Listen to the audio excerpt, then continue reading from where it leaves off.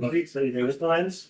My presentation is basically about one specific trench at Eastern Front and what we can try to take of computers in archaeology. First of all, some history. Great War in its first phase, and on the Eastern Front, see great advance of Russian forces into West. Their main attack was against Poland in the north, and but on the southern side of this advance was Carpathian mountains, where they was stopped once because it wasn't the main way of attack, and second thanks to these mountains. But at this place was Russians under command of General Brusilov. He was very active, and he nearly reached into the Carpathians to Carpathian Basin. And if he done it, maybe First World War finished earlier for Austro-Hungary, because in Hungarian plain it's very hard to defend. Here in Carpathians was stopped with all possible Austrian forces with German help. Front was here from November 1914 to May 1915. During these actions here was lost about nearly 40,000 killed soldiers, and 250,000 was wounded or captured. Austro-Hungarian forces against this make their own offensives, because in the rear of front was still sieged fortress Przemysl, but both sides can't make the final step to move. After May 1915, there was a big offensive at Gorlice-Tarnów of the Germans and Austro-Hungarians, and after this, Russians was pushed back to the Ukraine.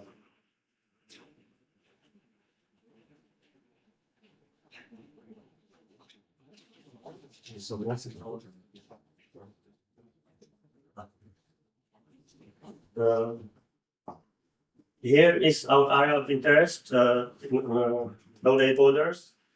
Here is Slovakian part of First World War. Our locality, our site Staviska, is on most western part. Near more west wasn't Slovakian involved in the First World War. This side here is Przemysl, and here this place named Kobila is our second site, but where was very hard fighting, but it is not today topic. Here is the localization. It's Eastern Slovakia. Here are some of our study localities, sites, and here this number is Staviska. It's exactly at the borderline with Poland. It's about 170 kilometers from Takov. It's here. Landscape of Carpathians is made by steep hills with agriculture, and forestry is here not too much extensive, so it's good for preservation of relics. So our trenches are good visibly by eye, by LiDAR, by all. From a military look, Carpathians are quite good natural barrier between Poland and Slovakia, Hungary this time, with just several mountain passes. Our initial survey when we go to Slovakia was quite blind. We don't know where we go. So our first goals was cooperation with local universities and heritage organizations, checked. Site evaluation, checked.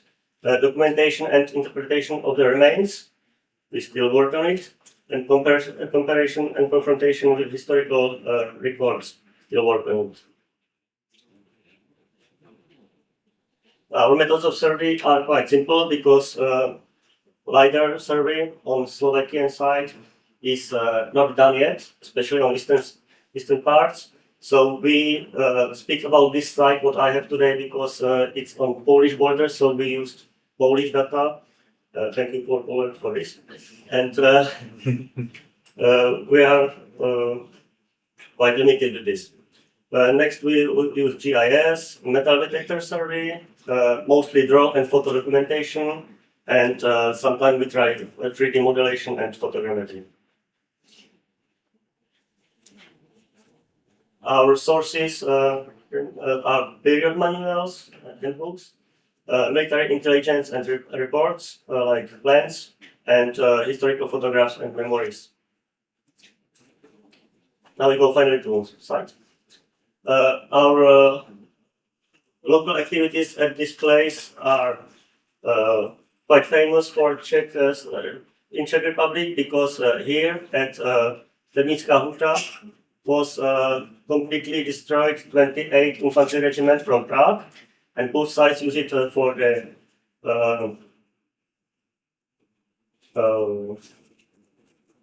for show how Czech soldiers are good or bad in this war. For Russian, it's about Czech soldiers don't wanna fight against Russians, and for Austrian, Czech soldiers are not good. But in fact, we made a little survey there. There was quite a heavy fight about this, and losses on Czech on 28 regiment was quite high too. After these activities, the front move restart. Here, where is this green? Is our place, our site. And since 3rd April until 5th May was this line untouched, occupied by Tyrolean Regiment number 4 from South Tyrol, with little help of Landwehr Infantry Regiment 27 from Lublin, and some few days here was rest of Infantry Regiment 28, and there are some cavalry to mark in map. This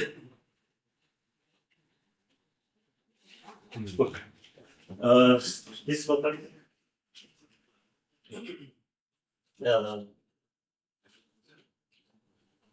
Staviska, Austro-Hungarian range. It's a quite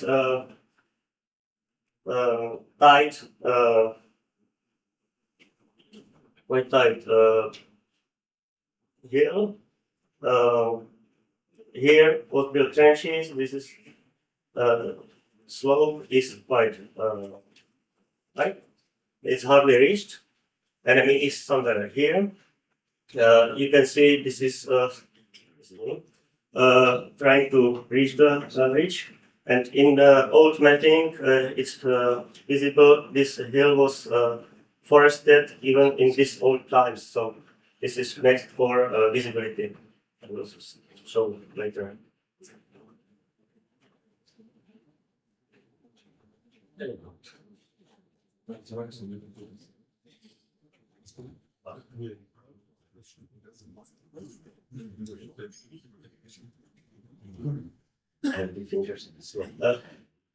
So we make some slope analysis. Here in this blue circle is this ridge.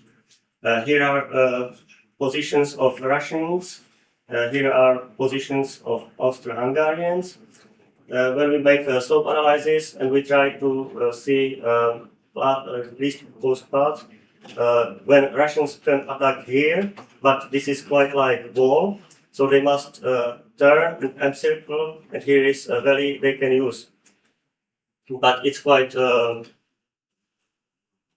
bad because here we can use it for try to see how Austrians can build the defense, because they can count with these ways and they can prepare for it. So here we can compare division plan period from reality. You can see we can use it just for this comparison, but not for georeferencing. They make it how they have time. Sometimes they don't have time, so it's just from eye.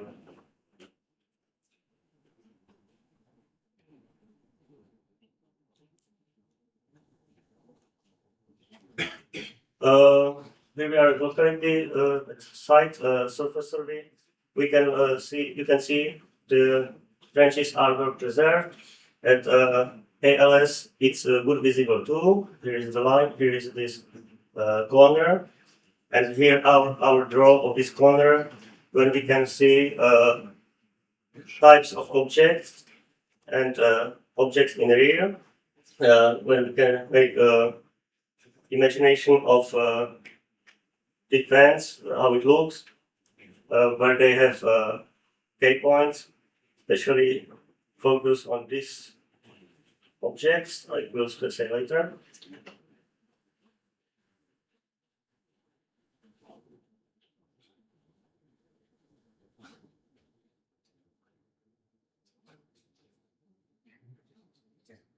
Here are more roofs at this time. There is quite rocky soil, so they must use stones, build these trenches into the stone, and use a wall of this. These walls are still preserved. Here are some looks for better imagination. This is good visibly this trench line. This is now the way it's not counted in. Here is how this hill, DN, slope, and here especially slope. You can see even in the slope analysis this trench, how the ridge is tight. Here we can say some terraces where we found rear objects. Here again comparison with period plans. This is divisional plan. We must zoom it quite big, quite too much, to just this corner, which is enough for archaeological survey.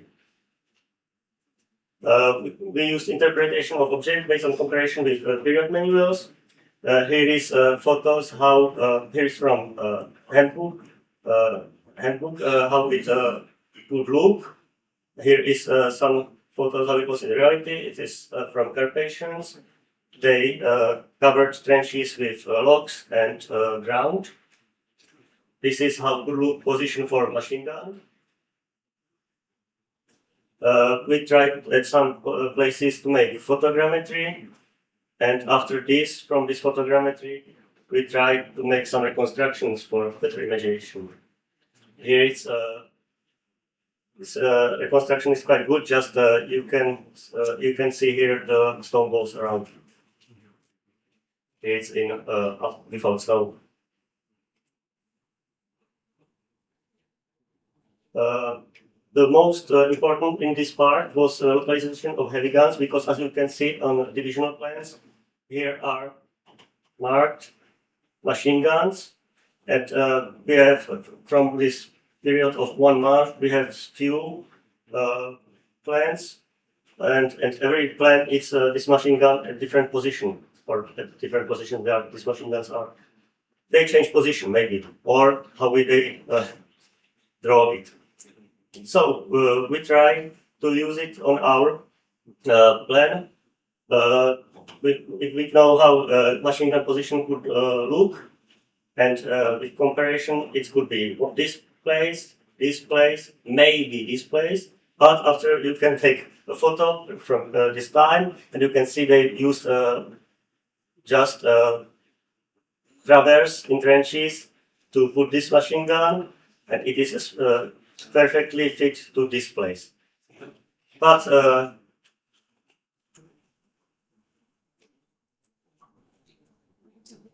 this is not correlating with these plans, because in these plans mostly the machine guns was at this length oriented. Well, I try line of sight from Austro-Hungarian positions. Here is this line. Red part is what they wouldn't see. I tried, even we found some positions before trenches for watch and this. Here is one. Even with this position, there are quite big places they can see. And most strange was these machine guns was oriented perfectly to these places where they can see. So this is still a question. But this line of sight make a response why they built a trench on the place where they couldn't. In a handbook is written not put the trenches on this type of position on the ridge, but mostly behind to not be at the line of fire from enemy. But here the ridge was tight, and if we used here are positions of Russians, this is perfectly on the edge of visibility. So they maybe can shoot at them, but they will not hit them. It's far and it's at edge of visibility, so it was behind in trenches, and they put rear objects very close to the line against the headbook, and this is answer is it was not visibility because it was behind the ridge. So